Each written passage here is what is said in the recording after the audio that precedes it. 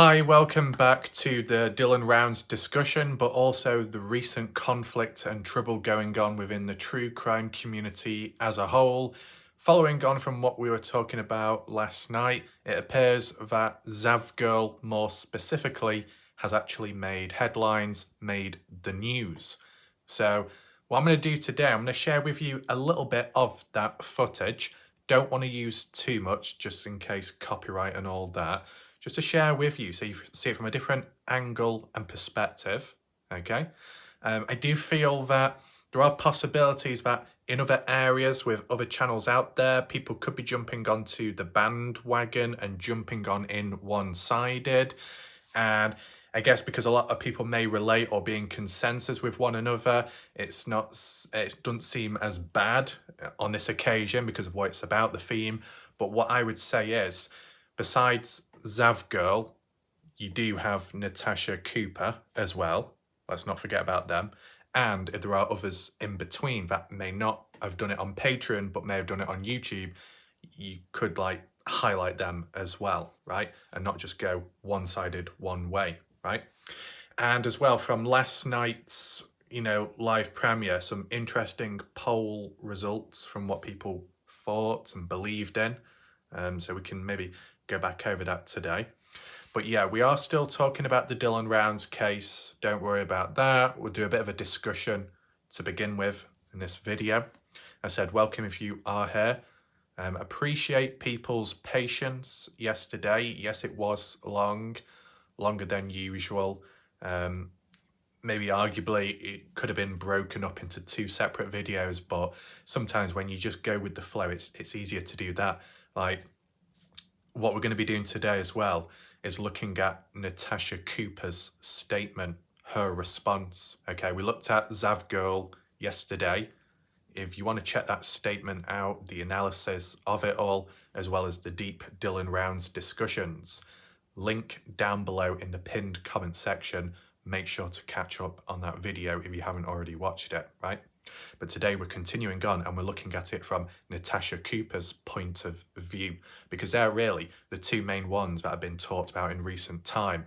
Though when it comes to the news article, or should I say the news report, an actual news video by News Nation, which seems to be pretty established and somewhat well known out there. So for even them to cover this case, this thing going on, it's kind of big news, right? But I think what we need to also acknowledge and highlight, the reason likely why Zavgirl was only really mentioned in that news interview, that news coverage, was because she's a fairly big established channel, nearly at 100,000 subscribers. So they've done well building the channel over time, but obviously the more well known. So when bad things do happen or they get caught up in controversy, they're going to be talked about more than the average everyday person who might have done something similar, but that aren't as known, so they're not covered the same way. So at times there will be biasness. It will be a bit one-sided. I know people will excuse it and say, yeah, but look what they've done. Look at the actual action. It's very bad. It's like, yeah, but if there's other people out there doing the same thing, they should be treated the same way, right? Besides the popularity contest thing. An action is an action. If it crosses over with what someone else has done, then it should be kind of treated the same. Okay, so yeah, we've got that to look at today. Don't worry, it shouldn't be as long today. You don't have to worry about that. But once again, appreciate people's patience, because of course, whilst these videos are being done, you can share your own thoughts, opinions, and reactions in the live chat on the right-hand side of the screen. But you can also talk about a range of other stuff as well, right? So, I mean, maybe to some people, these topics or subjects are kind of sensitive. But it was under control yesterday. Didn't really receive much resistance, few disagreements, but that's normal, right? So once again, just demonstrating, at least on this channel, even when talking about conflict or bad stuff going on, even when talking about sensitive stuff, it's still under control, at least here and at least for now. So that's all good.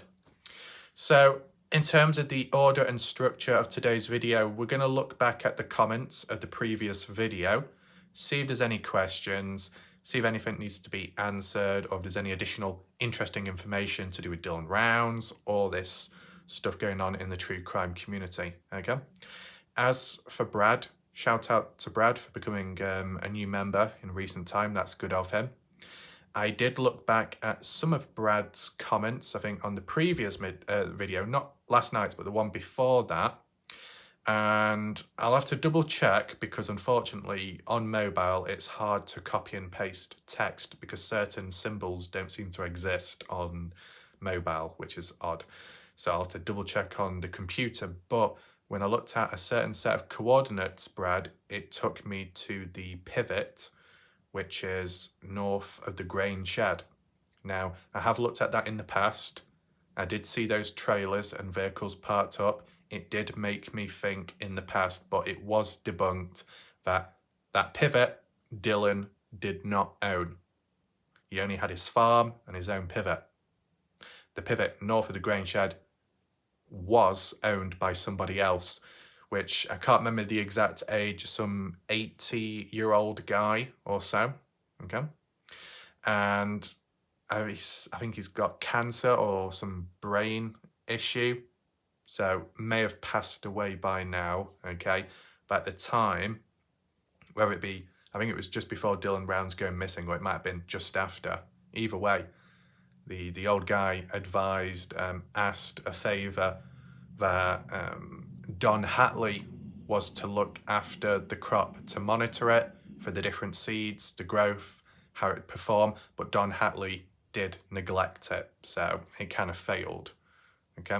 I believe there is a new owner now when it comes to that pivot. But that's just like a little backstory, back history on that area. Maybe if you ask Weezer, she probably can fill it in a little bit clearer. We have covered this in a past video, so you could look back. I can't remember exactly which one it was, but we did touch upon it when clearing up that. So the coordinates that you provided, Brad, which is good of you, a certain set or a singular piece of coordinates doesn't apply to Dylan Rounds, but I will check through the other set of coordinates you've provided in the comments, okay? I don't know if we'll get through your comments today in the video what we're looking back on, but as I said, if not, it will be covered at some point when I can focus a little bit better and then we go in deep, okay? So just to allow people to join on into this video to catch up, let's head on over to the previous comment section and go from there. So I'll just arrange it to the newest and we start from the bottom. Got a couple to get through. So yeah, first comment I mentioned about the characters in the title itself. You know, you got to summarize videos. You know, it's okay for people to jump on in here and there. And a couple of people have done it with time. Whinging and whining, complaining and moaning. Oh, clickbait. Oh, clickbait. You know, even Buster, okay, the person with the profile picture of the dog. Buster Bratimus also falsely accused me of clickbait. Ty Corbin in the past falsely accused me of clickbait. But Ty Corbin did apologise, so that's something. Though, I don't think Buster Bratimus did. Just seemed to wipe it off like a clean slate. I don't forget, I'm an elephant, okay?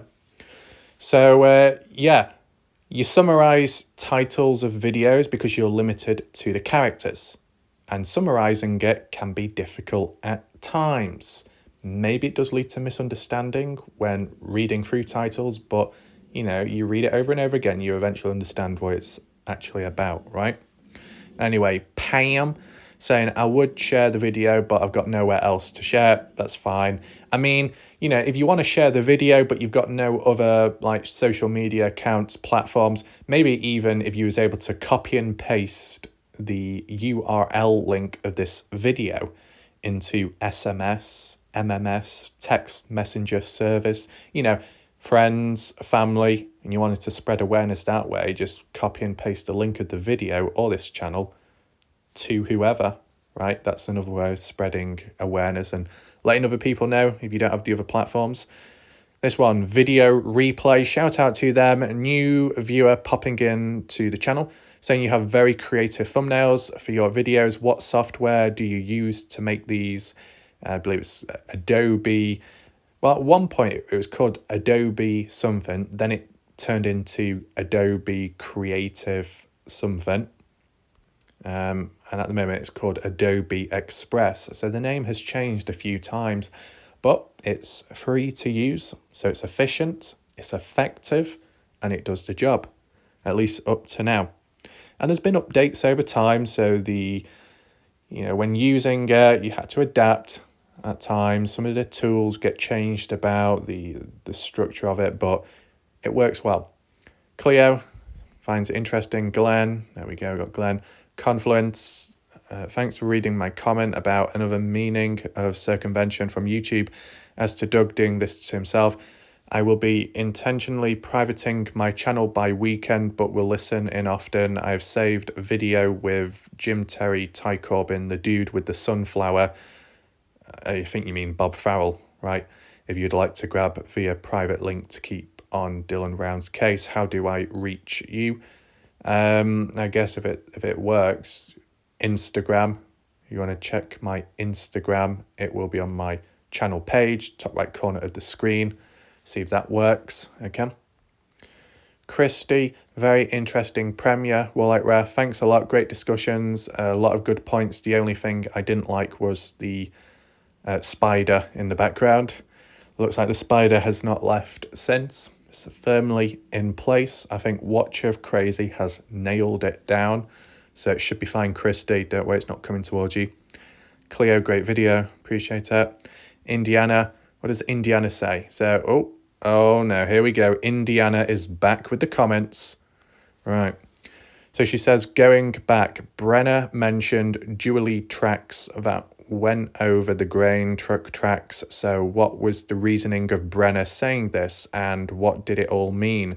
Some truck was then seen leaving the grain store south side of the grain store land later on in the day about 3 p.m. Yep, the colour blue. And what was also meant to be a Jubilee at Weezer. Cannot think of any Jubilee truck within the area in Montello. A Jubilee truck with deer bars and lights. More of a hunter's truck. No one places that truck with Tom Hardy, who is also supposed to have owned a Jubilee truck. So did that truck come from Idaho?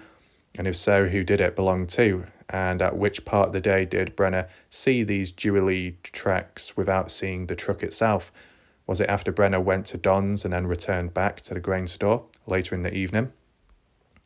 With the Jubilee truck possible coming in at south side as Brenner left for Don's north side of the grain store, and when Dylan's phone was being dumped in Lucin Pond around 2:41 p.m. I thought it was 2:51 p.m. If so, the Jubilee was only there for a very short time. It was seen leaving at about 3 p.m. that day. Who was it, and why was it there at the grain store? And how did that person get through the gate leading up to the grain store? Did Brenner leave it unlocked? I think not, in regards of his horse running loose. It's a question that remains unanswered. I mean, if Dylan was able to make it through himself to the grain shed property, then maybe the person in the Jubilee truck did the same exact thing. The only question is, when Dylan got through the gate, which maybe he flattened it, possibly because it is very rickety and fragile, after Brenner took Dylan out, did Brenner go back down to the gate and, I don't know, prop it back up or lock it or do something with it? I don't know. Just see the replies. Took over. Great paragraph. Maybe Robert Hatley has a similar truck. If you wonder who Robert Hatley is, anyone wondering, basically Don Hatley's son. Okay? Robert Hatley, his father, Don Hatley. Indiana. Well, it's all about timing because we know Brenner truck left the grain store and arrived at about 2:41 p.m. at Lucin Pond. I thought it was 2:51 p.m. That's all I've ever heard it as. Where Dylan's phone was last known to have pinged, Brenner claimed to have left 1:30 p.m. 2:30 p.m. to go to Don's that day, and Don says Brenner arrived at 3 p.m. Again, this adds in as it only takes 10 to 15 minutes to get to Don's from grain store Lucin Pond. So just how long was Brenner at Lucin Pond prior to setting off to Don's, and what was he up whilst he was there? Maybe both are correct on the timing, taking Lucin Pond into account. The blue truck, which way did it come in from to be seen at 3 p.m. coming from the south side of the grain truck? Had the truck come in the north side of the Lucin Pond, where Brenner then heads off to Don's, and the blue truck heads out south, leaving Jubilee tracks over the grain truck tracks on its way south side before being seen at 3 p.m. south side. There's a lot of words here. But more importantly, what time did it arrive at the grain store or Lucerne Pond, and just how long did this person in the blue truck have a play in the story, if any at all? We don't know, but Ellie may well know. Brenner is lazy, not weak. Did he need help at what might be the second hit of Dylan's body at Lucerne Pond by cadaver dogs? And the question of the gate to the south side comes into question again, as it was supposed to have been locked. Was this person aware of this, so not a stranger, or did a blue truck come south side and find the gate locked and then return to the main road south of the grain store? So was a blue truck anything or not? Hard to really say, but what the description of the blue truck with the deer bars and lights, Ellie would have it under radar, I'm sure, but there was Robert Hatley's blue truck, who Justin already mentioned, the remains to be seen. I'm just talking quick because there's a lot to get through, okay? Might not be able to answer all this. Don himself may not have necessarily had known about anything unless Brenner spilled the beans about Dylan whilst at the barbecue. That's what I've been thinking. Whose idea was it to go fishing the next day? Was it Brenner's or Don's? Just went along innocently, unaware of the events following beforehand. Seeing Don up in court giving his witness account could go a long way. That's true. Matter of time, right? So, yeah, there's a fair bit of backstory behind this supposed blue truck. You know, who was behind the wheel? How long were they there for? Did they see anything? Were they involved in any shape or form? Can we get to the bottom of it? Well, really, only Brenner, Don Hatley. Ask one of those two, did you see a truck go to the grain shed property? If they said no, and they were telling the truth, then maybe you could say it was all innocent, right? Maybe it was a delivery on that day. I don't know. Makes you think, right? I mean, you think about it. Days beforehand, Dylan going here and there, buying parts, farming equipment, you know, for, what was it? For Dan Iverson, buying spare parts for Dan Iverson days before. Is there any possible way that Dylan might have made an order and it was being delivered on Saturday? Hence the truck coming by, stopping by. But then again, if it managed to get through to the grain shed property, surely they would have dumped it, dropped the package off and then went their way. Unless because no one was there to receive it, they couldn't drop it off just in case it got stolen. And the policy behind it. What does Tom say? I woke up late, give me time to drink coffee, then I'll absorb this. You might have to absorb quite a bit and take a bit of coffee, okay?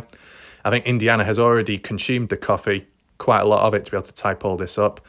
I'd say in my position at this moment in time, I don't have all the answers regarding the truck. All I've heard is around 3 p.m, just after, Walter Michelle saw a blue truck leaving the grain shed property. So coming down the road as if you're approaching Sun Tunnels and then turning in a certain direction, right? That's all I know. Is there anyone else out there that could possibly have an answer? I don't know.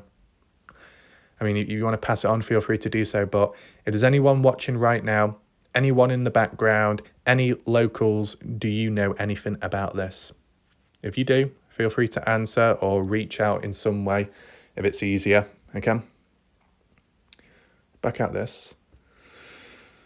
Right. So we've got no limits here, or without limits, saying, I usually try to stay away from rumours, but I remember last year someone named Graham, but not Graham Knott, was allegedly Dylan's friend. JD in the chat room during the live streams, squashing rumours against Dylan. Does anyone else remember that? I personally don't, but then again, I wasn't participating in other people's live streams. I think Graham was Dylan's photographer friend. I remember someone in the past called Graham, and they had Dylan Round's profile picture, and they were very whiny and whingy. They were moaning towards me. They weren't amused or approved of my channel and coverage of the case. I do remember that.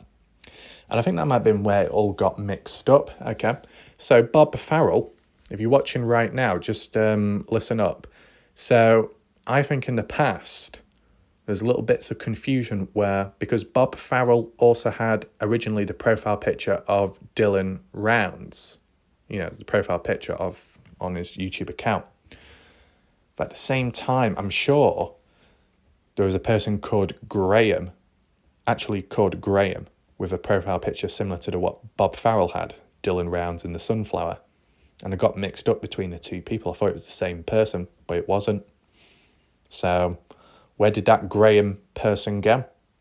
You know, that Graham seemed to have it in for me, complaining and moaning. Where are they now? Secretly watching, lurking in the background darkness? Maybe.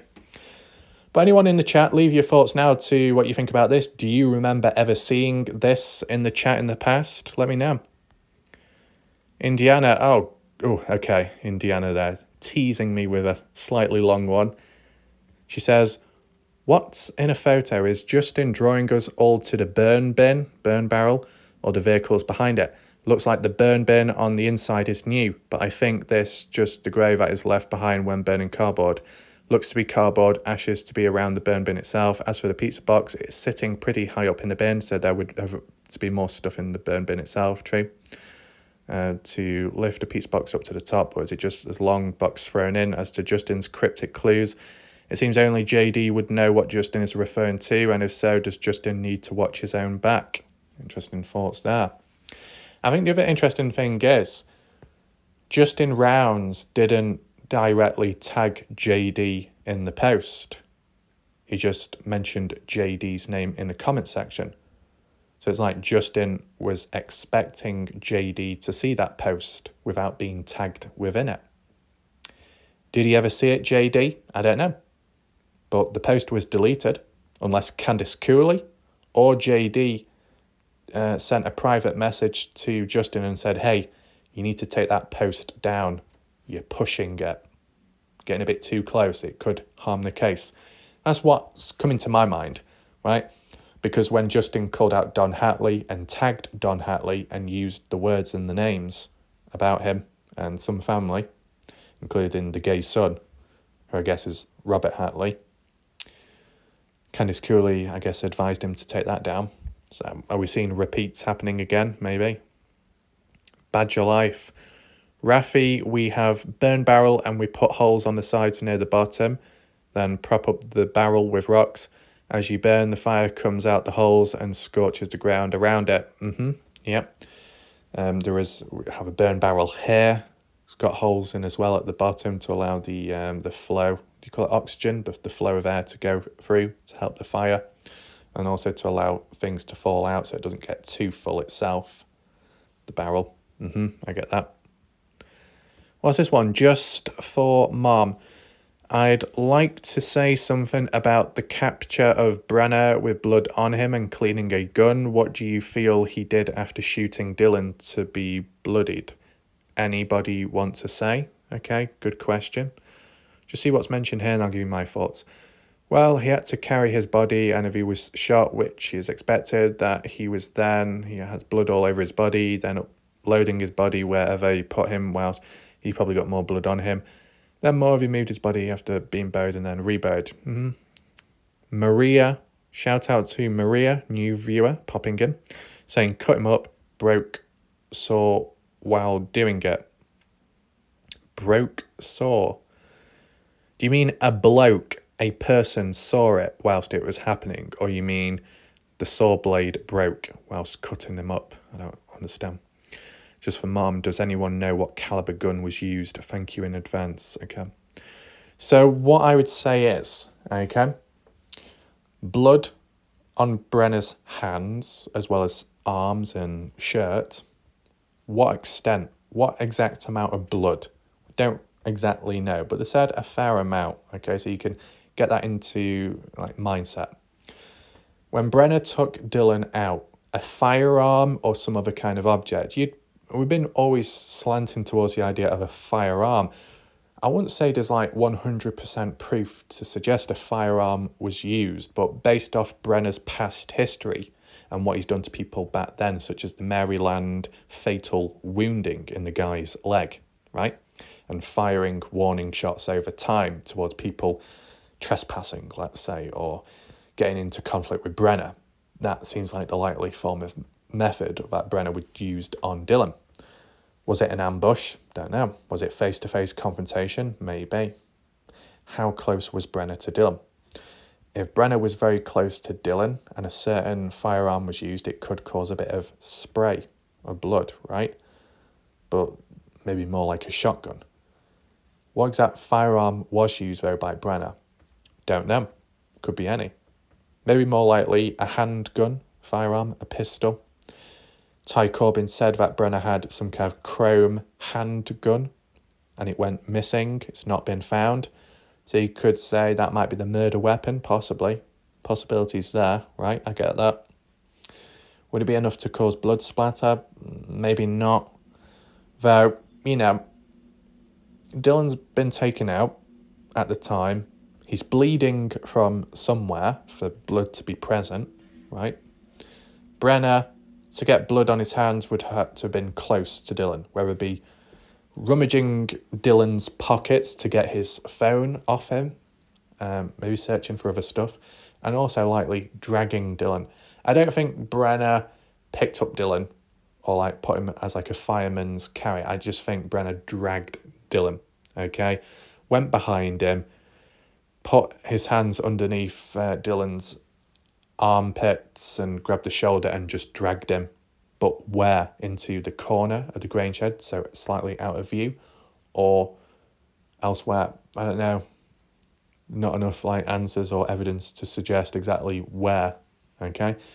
Though the idea of being buried and then dug up and then reburied elsewhere is possible due to what Candice Cooley said with the dogs over the course of months, 2 particular spots, one being the grain shed property and then another undisclosed location where it's not been talked about or revealed as to where it exactly is, which is interesting, still to this day.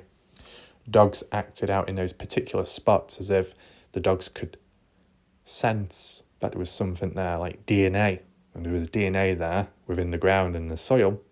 Could have been where Dylan was once buried, and because there's 2 particular spots, 2 different places, buried in one spot, moved on to the next, and then moved on again.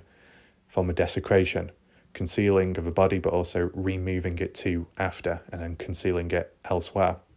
That is a form of desecration, okay? But Candice Cooley said there was no forensics done in those areas, those key spots, so never got to the bottom of it. So that is unfortunate. Another missed opportunity, okay? Anything else to answer? No, I think answered most of that. Cleo, love the pink thumbnail borders. That's good to know. Rose, a shout out to Rose, new viewer, saying be careful and safe, hope you find him. It looks like they used the barrel to put mud into it. Mud? Why would they be putting mud in there? Anyone know? Wrangler, damn. Those 2 bits sold the photos of the individual murdered by his monster stepmom. I just have no words, absolutely disgusting. So Wrangler is referring to Zav Girl and Natasha Cooper. And Drew Smith, shout out to Drew, new viewer popping in, saying the John Deere 4960 is the same tractor Dylan was using to pull the grain drill in Lucin Montello. It can't be seen in one of... Oh, are you saying that it can be seen in one of Salty's videos when Kurt was recording? Right. But I guess no longer available because Pancake's channel has been terminated and the video's taken down as well. So Drew Smith, are you a local of the area, Montello, Lucin? Let me know your thoughts, okay? Anyone else agree with this comment? Know that it's true? Confirm it? Reinforce it? Leave your thoughts. So it looks like we've gone through all the comments here, some interesting ones, of course. It does, in some areas, reignite interest within the Dylan Brown's case about particular events which have gone on at some point or another. So I get that. One other thing I just wanted to point out and highlight is that on the Find Dylan Rounds Facebook page, after many months of silence, Candice Cooley has finally created a new post on the Facebook page, but it's not an update.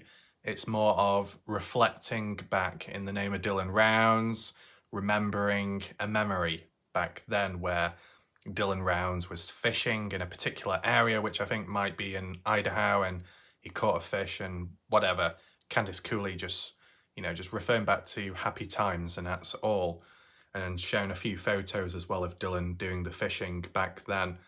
That's all it was. I looked through the comments as well. There weren't any questions. There was no replies by Candice Cooley. So I didn't think there was any real need to go into it right here, right now, or even title it as an update, because it wouldn't really be an update, right? But I just wanted to let you know that Candice Cooley has created a post in recent time on the page after quite some time of silence.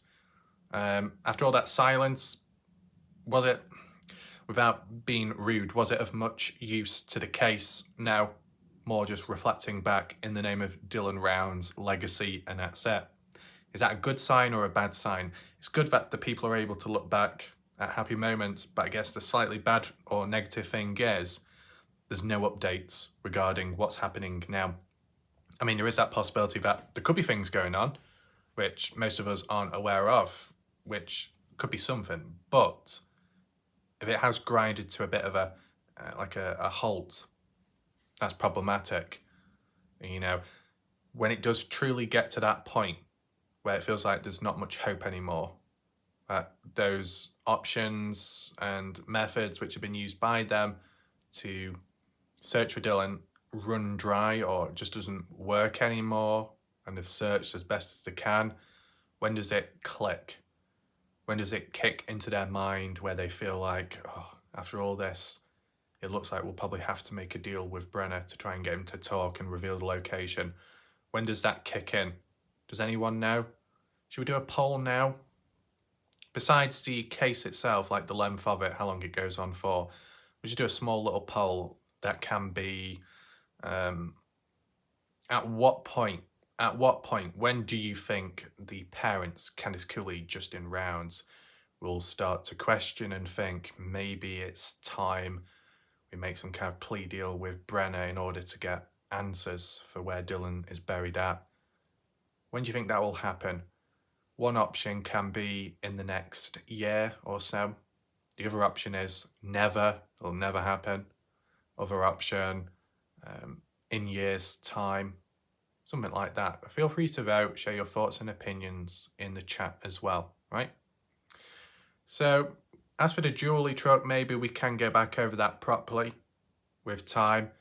Seems more of an event, a progressive one, where you cover it over the course of time, new answers come out, new ways of looking at it, and you just build off from it, from the foundations, and work your way up. And then eventually you might be able to do like a full summary of it all. But at this moment in time, still kind of limited to what we know of. And of course, if the police actually followed it up at the time, we might have already had answers by now and maybe a new lead, right? The fact that a person was there on the day Dylan Rounds was taken out and probably buried, it would make them a strong witness, right?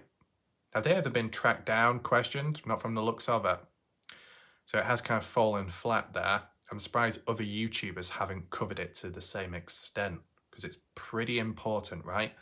Besides some of the other things that have been found over time, this is pretty important.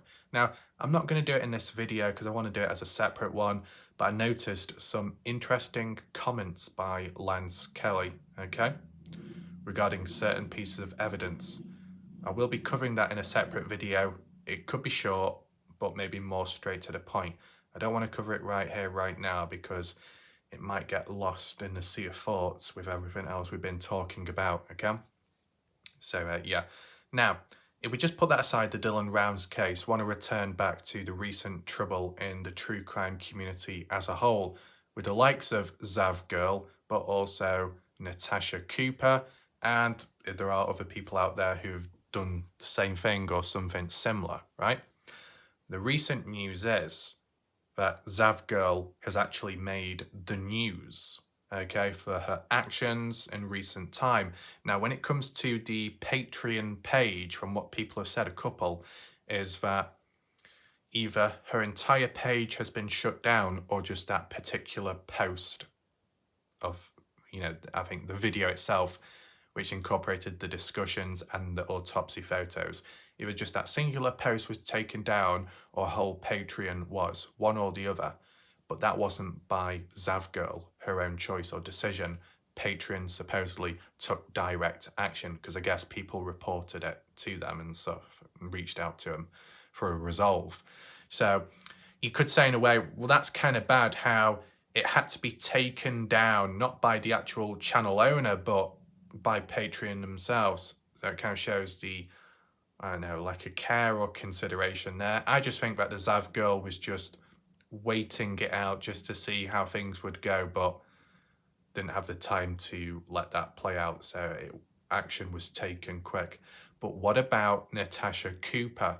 I believe that theirs is still up. Correct me if I'm wrong, but at least from what I've seen with some of the comments in recent time, that hers is still available, still there, the post too. So why has one been taken down but not the other? Is it simply because the Zav girl is more popular, so more of a target to criticism compared to other people? Maybe.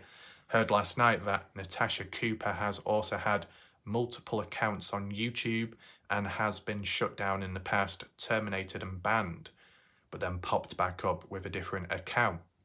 That would be also known as ban evading, like what you've seen with Salty Pancakes, maybe Jim Terry, and more so Mr. X. They've been responsible for that themselves. So we see patterns there, okay? But, you know, I think it applies to Doug from No Thanks as well, I believe, if I'm correct in saying, under a different email or so. Accidental, YouTube got wind of it, caught of it, and punished him further because of it. So why has Natasha Cooper been able to get away with it up to now? Besides being caught up in this whole autopsy photo controversy, what about the channel itself on YouTube? How's she been able to do the ban evasion and it just gets swept under the rug or ignored? I wonder. And I didn't get answered my question, but when it comes to Natasha Cooper, it was worded last night in the article that she's got about 1,200 subscribers or something on a channel. If she had channels in the past, okay, what's the most amount of subscribers has she ever had? 5,000, 10,000, more? If anyone knows, list a figure down below, just out of interest, right? Obviously, if you're constantly shut down, you're never really going to grow as a channel. You're going to be low in numbers. Or you might have a big channel at one point, you shut down, you start back up again, and you probably have significantly less because not everyone, you know, knows what's happened or decides to take action and follow up on it and then resubscribe to the new channel. It happens. So you end up being worse off in a way, and it might take longer to get back to where you once were, right? But when it comes to Natasha Cooper, I'm not too sure about her, where it stands with her. I've got some annoying hairs around my eyes when I'm talking, so it's a bit distracting. Apologies. So, I think because we're mainly looking at Natasha Cooper today, her side of the story, her statement, just to briefly highlight Zav Girl as well, because of the title of this video, and I'll play to you a small portion of a clip, okay? So this is from News Nation. It's actually part of a video posted on Twitter. I think it might be part one out of 4 videos, I believe, because it said 1/4. I don't know why it's like broken down into separate clips, but I only found one. So I will play that to you in a second. But first, I'll just share with you a tweet which was acknowledging what was upcoming by the person, and then follow with the video. Take in mind when you do see the video, it will be kind of cut short just simply to avoid copyright, okay?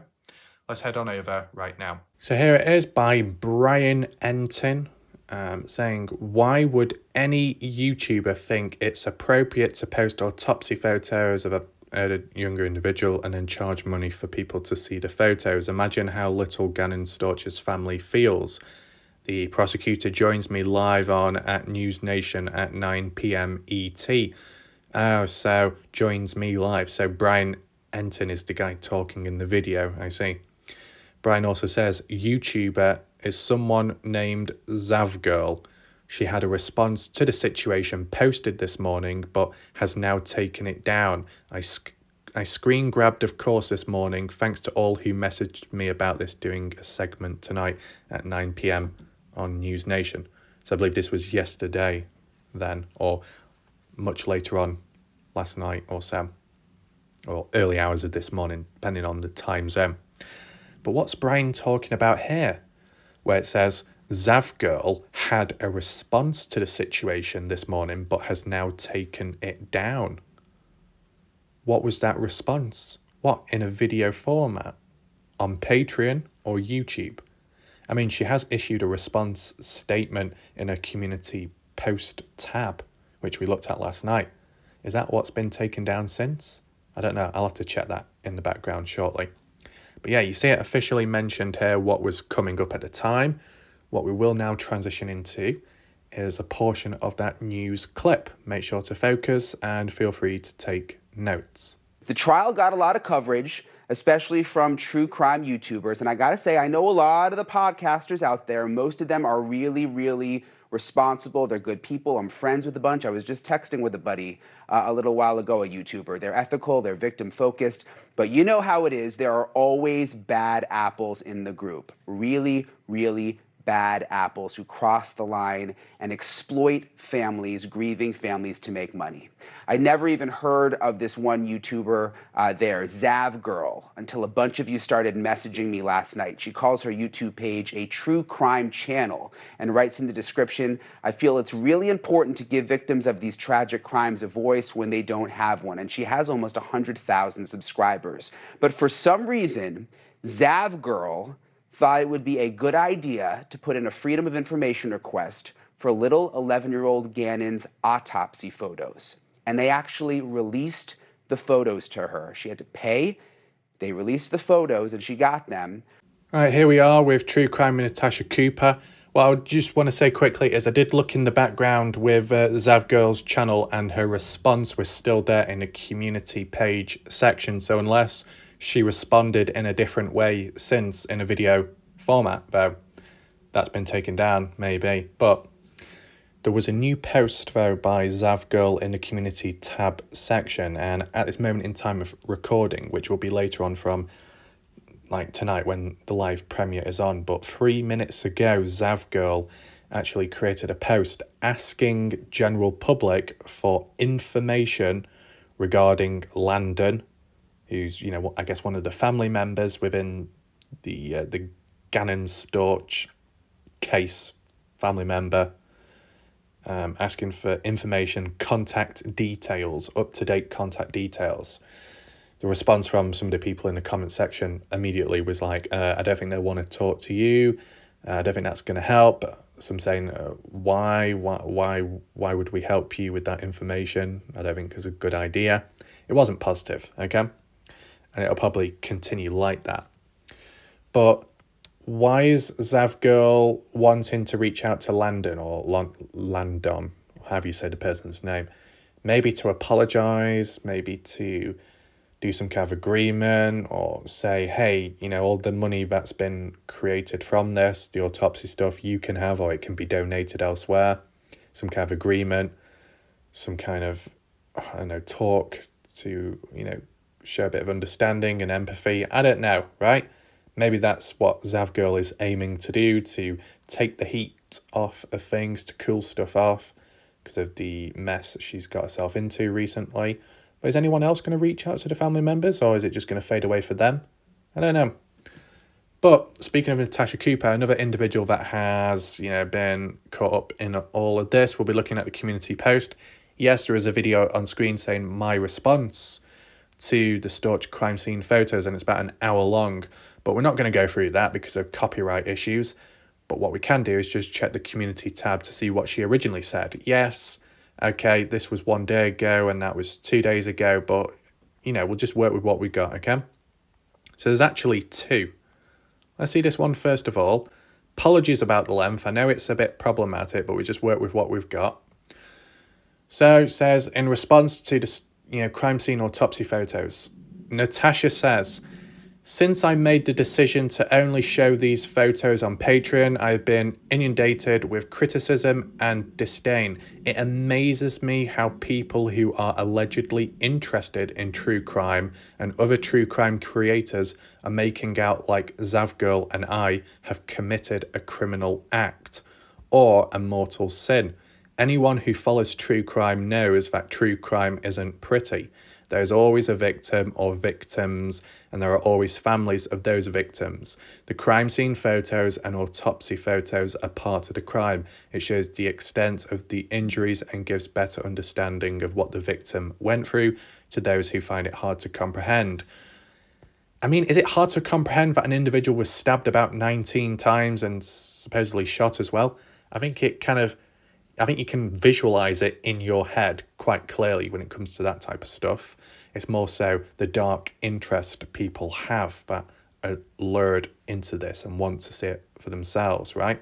I mean, it does make me think how all these people that are interested in those autopsy photos for whatever reason, or dark interest, whatever, would they also want to be present when it actually happened at the scene of the crime at the time? Or would they find that too much? I wonder. Because this is the thing, at the end of the day, humans have differing tolerance levels between one another. One person will go all the way. Yes, it makes them the darkest and the worst, but at least they're consistent. And then other people will be the complete opposite and maybe a bit too goody-goody, which could have its own cons, but at least it's consistent. And then you get everybody else in between on the ladder effect. Some people will think it's okay to fantasize about serial killers, but then think it's a bit too far when it comes to certain crimes of a certain age, right? But at the end of the day, it's all bad at the end of the day, right? But people just have different tolerance levels, right? So it can become a little bit biased. It can become a little bit one-sided at times. Got to highlight that, okay? Where do we go from here? Just got to catch up. So it seems like the overall theme at the moment is defending her actions, making it seem like it's perfectly normal. It shows the extent of injuries and gives a better understanding of, yeah.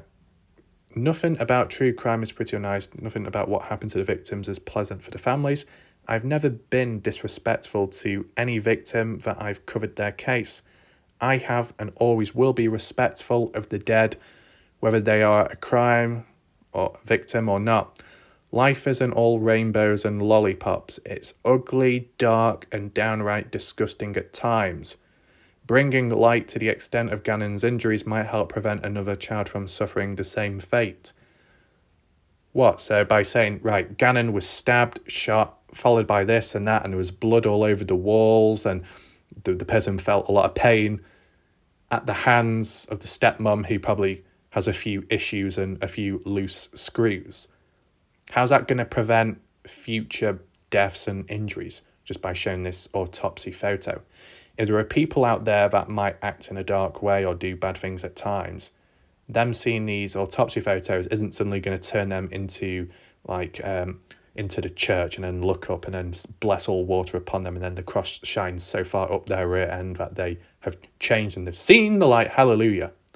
That's not going to happen, okay? They're broken, they're broken. If they've got a few psychological issues going on, they've got psychological issues going on.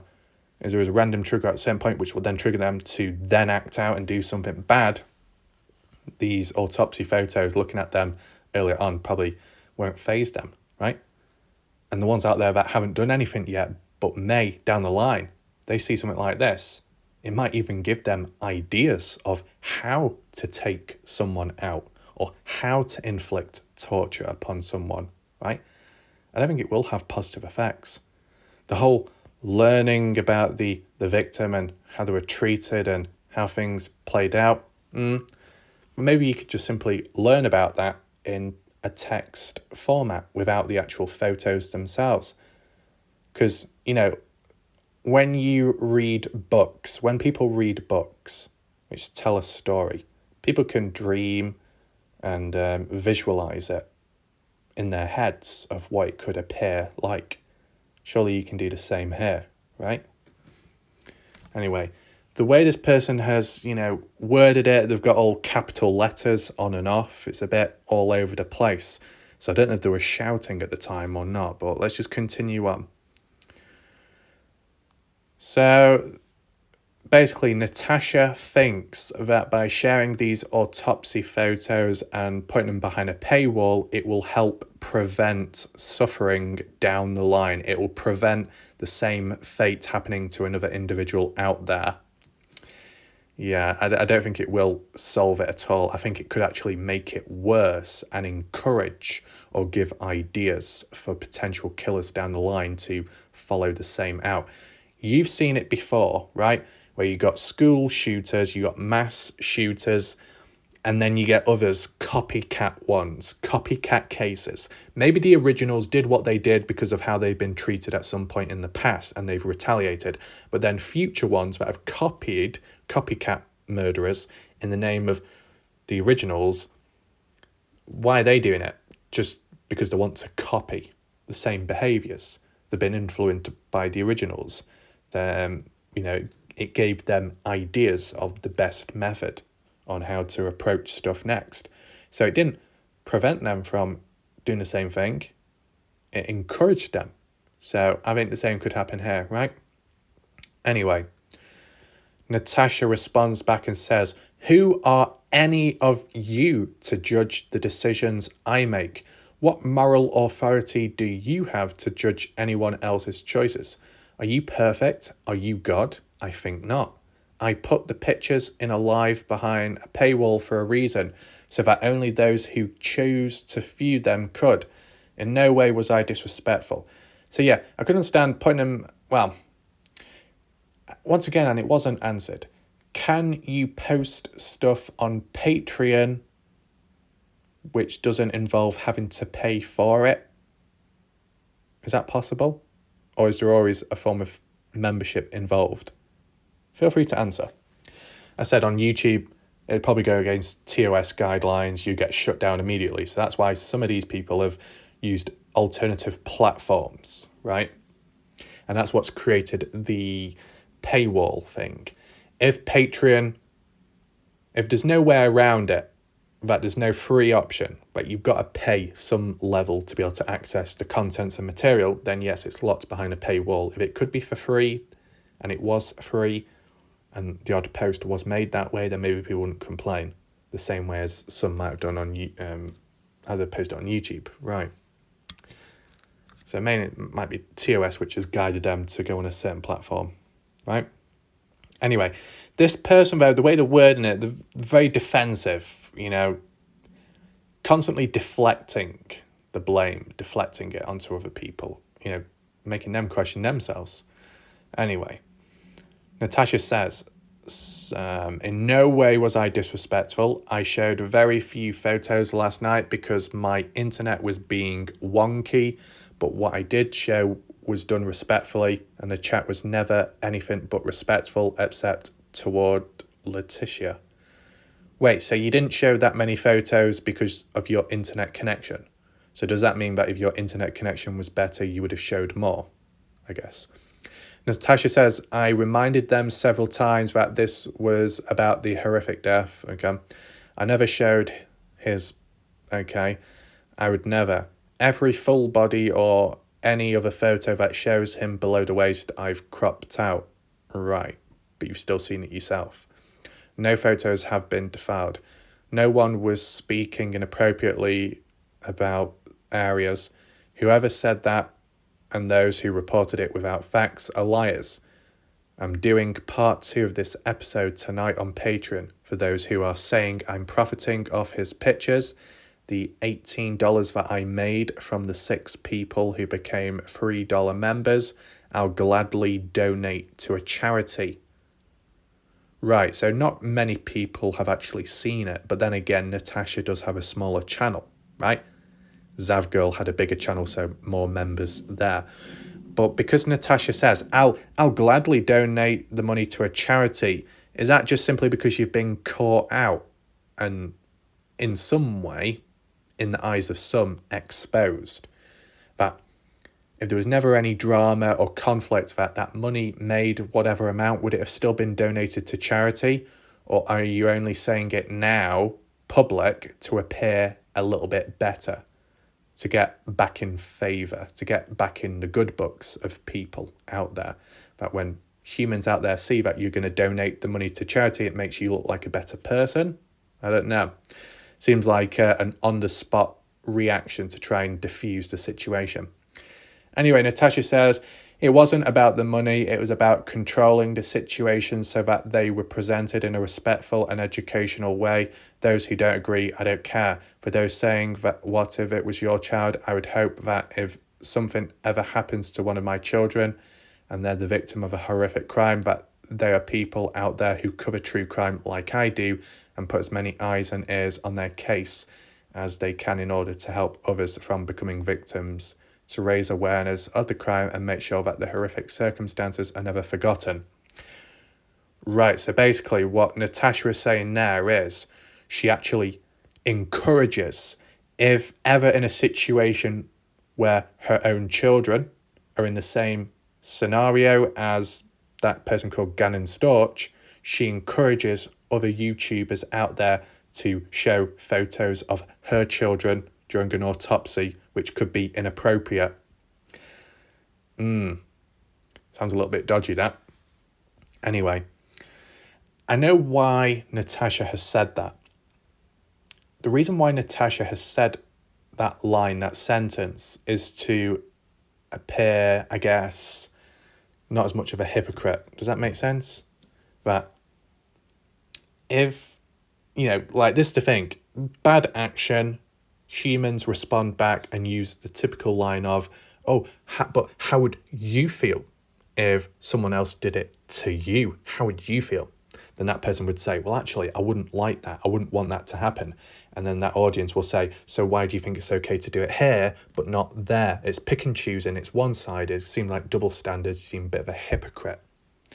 Natasha doesn't want to come across as a hypocrite here, so that's why she doubles down and says, okay, if I'm going to do this, then I expect people to do it to me too.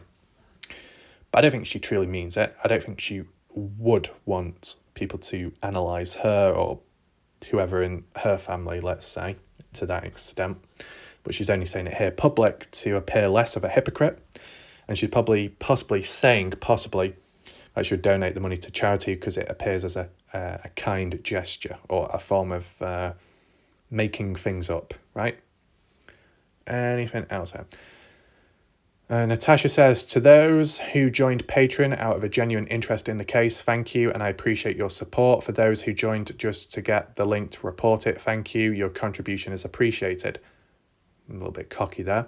Talk about me, go live about me, write whatever that means, report me, get my channel taken down all you want. None of that has one thing to do with Gannon. Your situational outrage is as ridiculous as those of you lamenting about it. I can assure you that I sleep just fine at night and will still be covering true crime cases in their entirety, long after I've forgotten that any of you exist.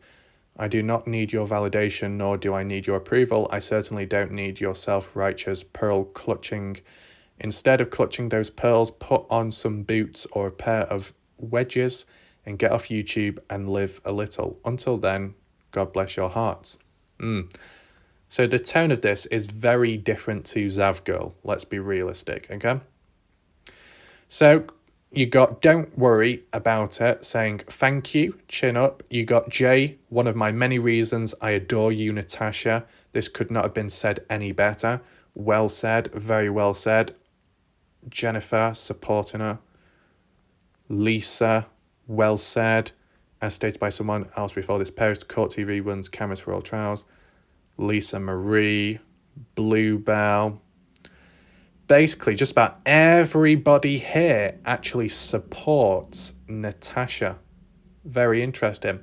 Yet you go on Zavgirl's community post and just about everybody despises Zavgirl and treating Zavgirl as the evil one, the true evil one. Well, let's just go on to the next one. Just bear with me. There is one more. There you go. True Crime with Natasha Cooper. For those of you who think I am such a horrible person, check it out for yourself before you lambast me for being a terrible human. I'm going to go live on Patreon to do part 2 of the Gannon Storch crime scene pics and autopsy. Anyone at the $3 level or above will be able to view the live. If you are not a member and are interested in joining Patreon to see this live, then you can do so. So she's doubling down on that, being consistent and just moving on with it. The problem is here is they won't check it out but continue to lie without facts. I think the reason why people won't check it out because they don't want to become part of this supposed problem. Because if they're calling somebody out, labeling them in a certain way, if they involve themselves to check it out for themselves, maybe to change their opinion, they technically become part of the problem because then they're paying to see that stuff. You get what I'm saying? And the other reason why people probably won't go and check in for themselves to see it from a different point of view is because they've got to pay for it in the first place, right? Maybe some people don't want to pay for it. Well, it just seems like, what's this? I don't know how Zavgirl put her items out, but I do know how Natasha did. It was done with respect, plenty of talk. It'd be tough to look at. Okay. Heart and soul into this. Problem is, okay, there's a great deal of support, right? Well, let me just share with you my additional thoughts right now. So besides Zavgirl being more popular and more of an established channel, I think people are more, disappointed and disgusted in Zavgirl compared to some of the others is because they think that Zavgirl should know better because she's been around for a while and she's got an established channel. So, you know, she's got like an impressionable audience. People may look up to it, and by doing something like this action, I don't know, maybe family members or parents might get a bit triggered by it and all hell breaks loose. But what about Natasha Cooper? I mean, personally, if you compare the different statements and responses, reality is, Zavgirl, some people could say the reply wasn't genuine. Others, a couple may say it was. But overall, there wasn't much resistance, or not too much resistance. There wasn't like a defensive tone behind it. You could argue it was done maybe in a more of a smoother, controlled way, but in here they know exactly what they're doing. They're putting the educational spin on it, the psychological spin on it to make it seem very formal and worthwhile in looking at it. But in actual fact, it's more of a little interest going on in the background, but they can't reveal that or it makes them look like a true bad person. So they put a bit of a spin on it to excuse actions. You could argue that's a bit manipulative and that they know what they're doing. But they weren't like gobby, they weren't too verbal, okay? When it comes to Natasha Cooper, right off the bat, defensive, calling people out, deflection after deflection. She's called out, then she deflects it onto somebody else. So what about you? What have you done? You know, are you innocent? Are you God? You know, what about you? Well, it's not about them at this moment in time. It's about you because of the actions you've been caught up in, right? I mean, you know, the one thing you can highlight, which maybe it's not a positive, but you still acknowledge it, is that she's like, oh, what do you call it? She's just going all in on it. She's not like backing away. You know, it might be a point where in here she mentally thinks, psychologically thinks that she's done nothing wrong. She's 100% in the right based off her opinion, and she's sticking with it. And if she sticks with it all the way till the end, regardless of the outcome, it shows that she's consistent, which is something, right? If in a situation, and it tends to be that case where someone is caught up in controversy, they've kind of benefited or they've done a bad action, and then halfway through they end up changing their ways, supposedly become a better person, and do a 360, do a U-turn into a positive light. And then maybe they might call other people out down the line for a similar thing done, but by other people. That would make them a hypocrite, right? That's what tends to happen. The people that go all in, even if it might be related to bad stuff, at least are consistent and not really a hypocrite there. Even the bit with Natasha Cooper where she said, you know, with what I'm doing here, I would expect other people to do the same with my children. It still sounds bad, that, and a little bit dodgy if you think about it enough, but it shows that she's not being a hypocrite there, that she does what she's doing here because she thinks it's the right thing, and if people were to do it with her or her family members, she wouldn't resist. Well, that's not being a hypocrite, is it? But I still feel that she could resist in some way, but she's not publicly, or then it will make her look like a hypocrite and then she will lose the conversation. So there could be a bit of planning going on here as well. Sometimes, depending how you interpret it, those that keep quiet during controversy can make them look suspicious, make them look a bit guilty that they're hiding something. But then equally times where people are very defensive and verbal and vocal and maybe a bit passionate, they can appear suspicious and in the wrong because their defensiveness is as a result or reaction of them being a bit scared or nervous that they have been caught in the mess. And they're trying to wiggle their way out in some way, right? As said, I do find it interesting how, like with that news report, that video, it was mainly focused towards Zavgirl, but not Natasha Cooper. But then again, popularity contest, isn't it? So you never know, down the line, someone like Zavgirl could receive all the punishments, all the consequences, game over, but then all the other people who weren't as well known got away with it. And that's it. That doesn't seem right. If one's going to get punished, all should get punished or at least acknowledged in some way and talked about, right? That's the way I see it. So, is there anything else to read off or look at? I don't think so. I said, didn't want it to be as long compared to last night's because last night's did go on a little bit too long. I just wanted to provide these updates because it was a back-to-back one. Leave your comments down below and questions. Make sure to check out my previous video. And if you got thoughts about Dylan Rounds, feel free to share them too. But I think we'll leave it there for now. Hopefully you enjoyed the video or found it somewhat interesting. For now, thanks for watching, goodbye, and good night.